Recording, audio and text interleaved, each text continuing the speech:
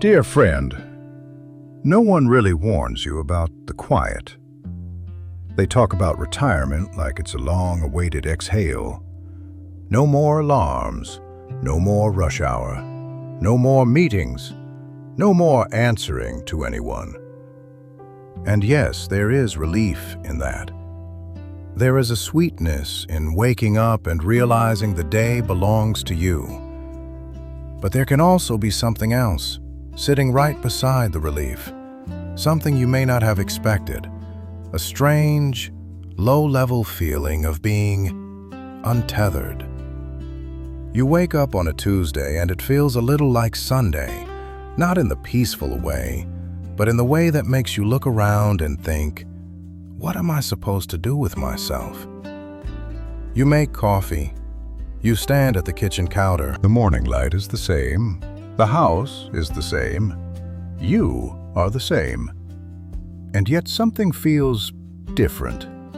Not wrong, exactly, just unfamiliar. And if you've felt that, you're not ungrateful. You're not weak. You're not doing retirement wrong. You're experiencing something many people feel, but rarely admit, because it doesn't match the story we're told. We're told retirement is pure freedom, but freedom can have an echo, especially after decades of being scheduled, needed, counted on. So sometimes the first season of retirement feels like stepping out of a loud building into a quiet parking lot. You expected peace. Instead, you feel a kind of emptiness that makes you wonder if you made a mistake. You might even feel ashamed for feeling it, because you wanted this. You earned this. So why do you feel odd? Why do you feel restless on a good day? Why do you feel a little invisible? Here is the sentence I wish someone had said to more people. You didn't just leave a job. You left a version of yourself. The version who had a title, a routine, a place to go, a reason to get dressed, a role that made you feel useful, competent, needed, sometimes even when it exhausted you. And when you retire, that version doesn't get a goodbye party. Not really. There's a cake, maybe, a card, a handshake, a few kind words. But no one sits you down afterward and says, now you're going to grieve a little. Because it is a kind of grief. Quiet grief. The kind that doesn't look like grief, but lives in the body as a subtle ache. So if you've been feeling strangely untethered, like you left something behind that you can't quite name, this letter is for you. Not to push you into being busy, not to tell you to stay positive, just to name what's real, so you can stop blaming yourself for it. And then, gently, we'll talk about how to build a new rhythm that actually feels like home. When people think about retirement, they think about what you lose in the obvious sense. A paycheck, a commute, a schedule, a boss. But the deeper shift is often what you lose without realizing you had it. Because work, whatever kind of work it was, gave you invisible things. And when those invisible things disappear, the days can feel strangely hollow, even if you're relieved to be free. Work gave you structure. Even if you complained about it, structure holds a life together. Mondays meant something. Fridays meant something. The week had shape. You knew when to wake up, when to eat, when to be on, when you could finally rest. Without that structure, time can feel like a wide-open room with no furniture. You can walk around in it, but you don't know where to sit. And that's why so many retirees say, the days are blurring together. It's not because you're lazy. It's because the old scaffolding is gone. Work gave you a role, a title, a simple answer to the question, what do you do? Teacher, nurse, truck driver, manager, carpenter, accountant, caregiver, business owner, postal worker. Whatever it was, it gave you a place in the world's story. You were the one who knew how to solve things, the one who kept things running, the one people relied on. And that matters more than we admit, because being relied on can be exhausting and also deeply grounding. When that role ends, some people feel something close to disorientation, like they stepped out of a costume and suddenly don't know what to wear. Work gave you belonging. Even if you didn't love your co-workers, there was a rhythm of people. Small talk at the coffee machine, a familiar face in the hallway, someone who knew your habits and your jokes. It was a kind of low-level community. And when it ends, the silence can surprise you. Not the peaceful silence of a quiet room, the social silence of having fewer casual points of contact. People underestimate how much those small interactions kept loneliness away. Work gave you proof that you still mattered. This is the tender one. Work gave you evidence. You were useful. You contributed. You showed up and it made a difference. Even if the job was imperfect, even if it wore you down, it reminded you daily, I am part of something. Retirement can take that daily proof away, and that's when people start having thoughts they don't always say out loud. Am I still needed? Am I still relevant? Do I still have a purpose? Who am I without being productive? And friend, those questions are not selfish. They're human.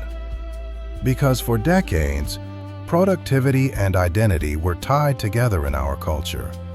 You weren't just paid for your work, you were recognized for it. So when retirement comes, you don't just miss the tasks, you miss the feeling of being counted on. Work gave you permission to have a rhythm. This is something people rarely notice. Work gave you a reason to have a life rhythm, a reason to eat lunch at a certain time, a reason to plan your week, a reason to get dressed and leave the house. When that reason disappears, you can end up drifting, sleeping later, skipping meals, wearing pajamas longer, feeling less motivation. Not because you've lost your character, because the anchor is gone. And you're learning how to anchor yourself now. So if you've been feeling strangely unsettled, it may not be because you miss the job itself. It may be because you miss what the job quietly provided: shape, role, belonging, proof of usefulness, a steady rhythm. And when those things disappear, the heart can react with quiet grief. In the next part, we'll talk about that grief directly, what it feels like, why it's often hidden, and why you deserve compassion for it instead of shame. This is the part many people don't talk about, because there's no official language for it. No one sends a sympathy card that says, "I'm sorry you lost your routine." No one brings flowers because you don't know who you are on a Tuesday morning. So you feel it, and then you question yourself for feeling it. You think, why am I sad? I'm lucky. Why am I restless? I'm free. Why do I feel a little lost? This is what I wanted. But the heart doesn't always follow the headlines. The heart follows meaning, and when meaning shifts suddenly, the heart notices, quietly, often in ways that don't look like grief, but are grief all the same. You might feel it as a low-level sadness that comes and goes, a restlessness you can't explain, a boredom that feels heavier than boredom should feel, a strange anxiety, like you're forgetting something important. You might find yourself wandering around the house, starting things and not finishing them. You might feel oddly tired even though you're not doing anything. Because you're doing something, you're adjusting to a new identity, and that takes energy. Sometimes the quiet identity loss shows up as guilt. You sit down to rest, finally, and you can't enjoy it. You feel like you haven't earned your own afternoon. You feel the urge to justify your day as if someone is watching. That's a sign of how deeply work trained your nervous system. For decades, your body learned value equals productivity. So when productivity stops, your body doesn't immediately understand that you still have value. It takes time. Sometimes the identity loss shows up as loneliness, even if you're married, even if you have family. Because retirement can change the social fabric of your life. Co-workers were not always close friends, but they were familiar. They were people who saw you regularly, and being seen matters. So when that daily being seen ends, you can start feeling invisible, like you've stepped out of the world's flow and onto a quieter side street. This is why some retirees say something that sounds dramatic but is very real. I feel like I disappeared a little. And then relationships shift too. If you have a spouse or partner, the house dynamic changes. Suddenly you're both home more. There's more togetherness, sometimes sweet, sometimes suffocating. Old habits clash. How you like the kitchen, how quiet you need the morning to be, how you rest. If you have adult children, sometimes they start expecting more availability, more help, more since you have time, and that can create resentment, because retirement doesn't mean you're on call. It means you're finally trying to have a life that belongs to you. There can also be fear under the identity loss. A tender fear people don't like to say out loud. Am I still useful? Am I still needed? Will people still call if I'm not helpful? If I stop being productive, will I stop being respected? Those fears are not silly. They come from a lifetime of being valued for what you do. So when doing changes, you have to learn a new way of being valued. By yourself first. And let me say something important here. Feeling this doesn't mean retirement was the wrong decision. It means retirement is a transition, not a vacation. It's a real life change. And real changes come with real grief. Even good changes. Especially good changes. Because good changes still ask you to let go of something familiar.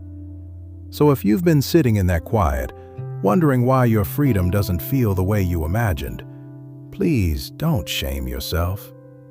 This is the normal tenderness of leaving a former self behind. The only question is, what you do next. And here's where many people fall into a trap, because they can't stand the quiet. They try to fill it fast.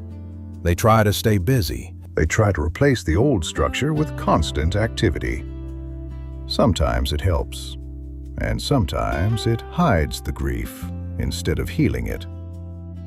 So in the next part, we'll talk about that trap. The trap of staying busy, and why a busier life isn't always the answer.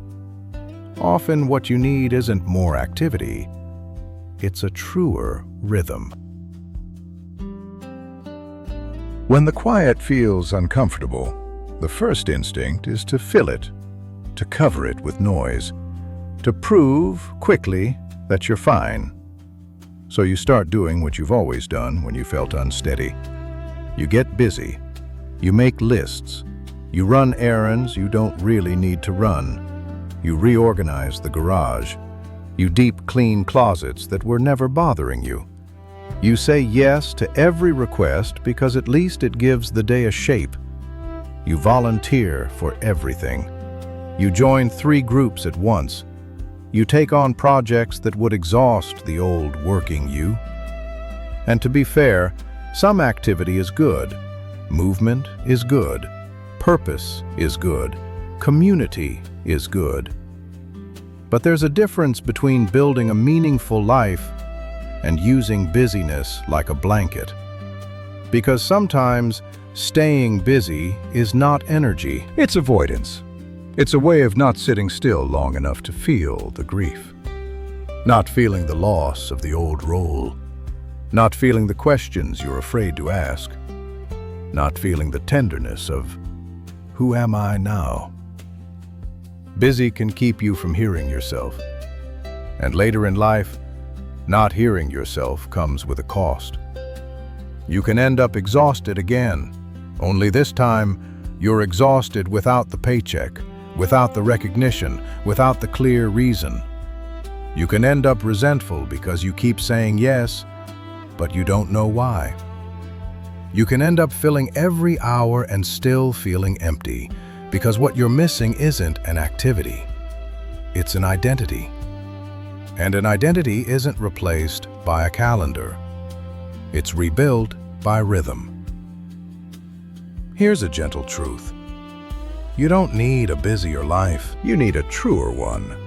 A rhythm that matches who you are now, your body now, your values now, your energy now. Not the rhythm of your career years. Not the rhythm of raising children. A new rhythm.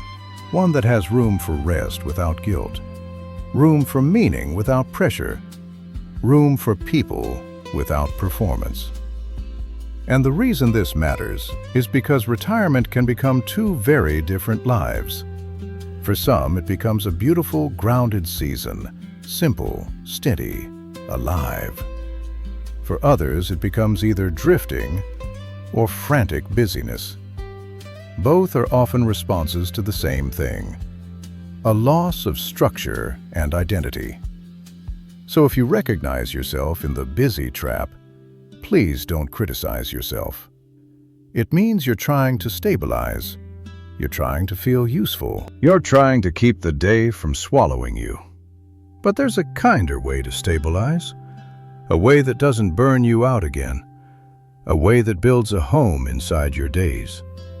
And that's what we'll talk about next. How to build a new rhythm that feels like home. Not a retirement that looks good from the outside, but a retirement that feels good from the inside. A new rhythm doesn't arrive all at once.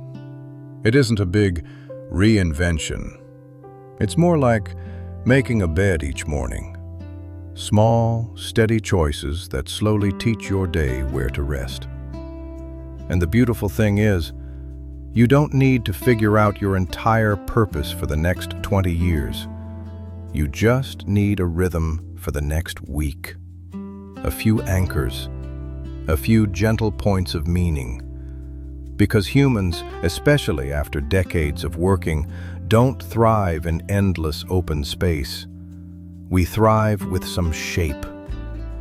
So let's talk about what that shape can look like in a way that feels humane, not forced. 1. Give your mornings a soft structure. Retirement mornings can go 2 ways. They can become a peaceful beginning or a drifting beginning. A simple morning anchor helps your nervous system feel safe. Not a strict schedule, just a reliable start. Something like, wake up, open the curtains, drink water. A quiet cup of coffee in the same chair. A short walk, even 10 minutes. A few minutes of prayer, reading, journaling, whatever feels like home to your spirit. It doesn't need to be impressive. It just needs to be yours. Because a soft morning routine is like saying to yourself, I'm still here. I'm still living. 2. Add one thing that makes you feel useful, without pressure. This is important. Many retirees don't miss the job tasks. They miss feeling needed. So give yourself one small place to contribute, not to prove your worth, but to feel connected. It can be helping at a food pantry once a week, mentoring someone younger, tutoring a child, bringing soup to a neighbor, calling one friend who lives alone, volunteering at a library. Even a small act of service can rebuild identity in a healthier way than work did, because now you're choosing it, not being consumed by it. 3. Add one social touch that isn't obligation. Retirement can get lonely, and loneliness makes everything feel heavier. So build a simple social anchor. Not a big, exhausting group if that's not you. Something gentle. A weekly coffee with one friend, a walking buddy, a church group, a senior center class, a book club. One regular point of contact that reminds you, I still belong somewhere. Because belonging is not a luxury. It's maintenance for the heart. 4. Protect one quiet ritual that's just for you. Not productivity, not service, not social. Just nourishment. A nap without guilt, a midday stretch, music in the kitchen, gardening, a puzzle, a slow afternoon in a chair with a book. A quiet ritual is how you learn to enjoy your life again, not only use it. This is where you begin to shift from productive to present. And that shift is often the real gift of retirement. 5. Make weekly anchors so time has a shape again. One of the hardest parts of retirement is time blurring. So give the week a few gentle landmarks. Monday, groceries and a phone call with a friend. Tuesday, volunteer shift. Wednesday, morning walk and lunch out. Thursday, library, hobby class, or church. Friday, simple treat, bakery, farmer's market, a movie. Saturday, family time or a quiet home day. Sunday, rest. It doesn't have to be perfect, it just has to give your life a rhythm again. Because rhythm is what makes a day feel like it has meaning, even when nothing big happens. 6. Let your identity change from what I do to what I bring. This is the deeper work. When you're working, identity is often tied to output. What did I accomplish? Who needed me? What did I finish? In retirement, identity becomes more about presence. What kind of person am I becoming? What do I bring into rooms? Warmth or stress? How do I treat myself when no one is watching? This is quieter, and it's also deeper, because you are not only a worker, you are a person. And retirement, done gently, can be the first time in your life where you get to practice being a person without constantly proving your worth. Friend, if that feels tender, it's because it is. But it's also a new freedom. And when you start building a rhythm, small anchors, chosen meaning, simple belonging, the untethered feeling begins to fade. Not overnight, but steadily. Because the day starts to feel like yours again. Now, there's one more important piece. How to grieve the former self without getting stuck. Because the past version of you mattered. It deserves respect. It deserves a goodbye. So in the next part, we'll talk about that grief, how to honor it, and how to let your new life grow without shame. You don't have to pretend you don't miss parts of your working life. You don't have to act like you're only relieved, because relief and grief can live in the same body. You can be grateful to be done and still mourn what you lost. That's not contradiction. That's maturity. So how do you grieve this identity shift without getting stuck in it? First, you honor the former version of you with gratitude. Not in a cheesy way, in a real way. That working version of you carried a lot. They woke up when they were tired. They showed up on hard days. They provided. They solved problems. They kept going. They deserved recognition. So sometimes it helps to speak to that version of yourself with respect, even privately, even in your own mind. Thank you for what you did. You got us here. You can rest now. That kind of gratitude turns the transition into a handoff, not a collapse. Second, you stop treating the new you like they should arrive fully formed. This is a mistake many retirees make. They expect to wake up one morning and feel completely adjusted. They expect to immediately have hobbies, friends, routines, purpose, like flipping a switch. But the new life is a new language. You don't speak it fluently on day one. So give yourself permission to be in progress, to try things and not like them, to join a group and leave it, to have weeks where you feel steady and weeks where you feel lost again. That's not failure. That's transition.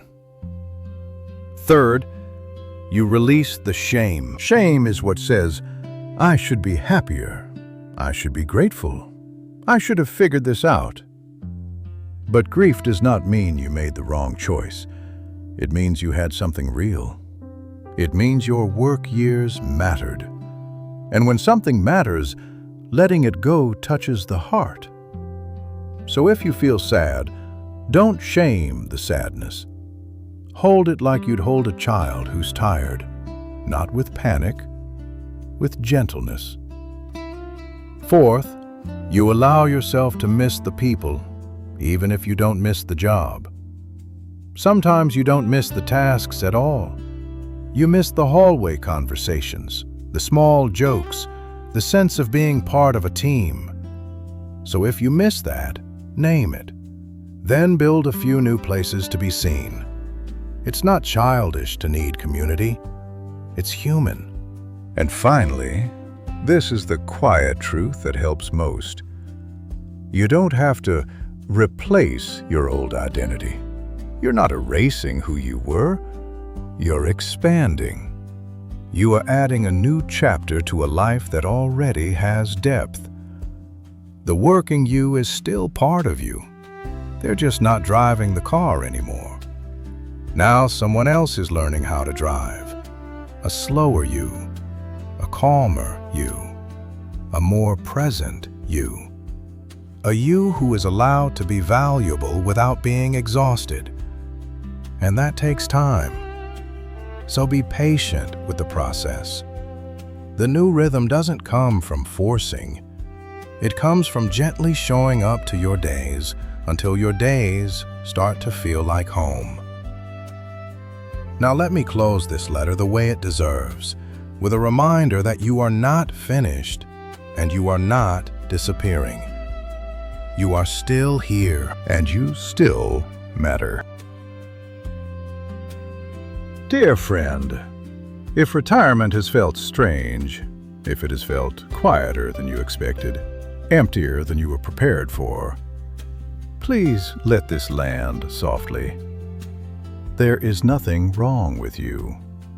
You didn't fail retirement.